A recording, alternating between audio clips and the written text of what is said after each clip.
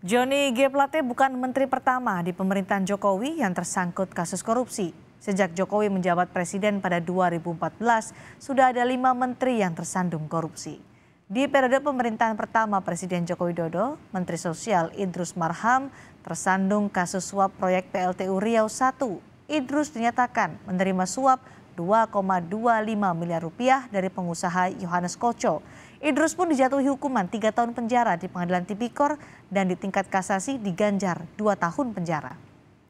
Berikutnya, Menpora Imam Nahrawi yang terjerat kasus suap penyaluran pembiayaan dengan skema bantuan pemerintah melalui Kemenpora pada KONI tahun anggaran 2018. Dalam kasus ini, Imam Nahrawi dinyatakan menerima suap 26,5 miliar rupiah hingga ia divonis 7 tahun penjara. Di periode pemerintahan kedua Presiden Joko Widodo, Menteri Sosial Juliari Batubara terjerat kasus suap bantuan sosial pandemi COVID-19. Juliari divonis 12 tahun penjara karena terbukti menerima suap 32,4 miliar rupiah dari rekanan penyedia bansos. Berikutnya ada Menteri Kelautan dan Perikanan Edi Prabowo yang terlibat suap 25,74 miliar rupiah terkait persetujuan pemberian izin budidaya lobster serta izin ekspor benih lobster. Pengadilan Tipikor memvonis Edi 5 tahun penjara.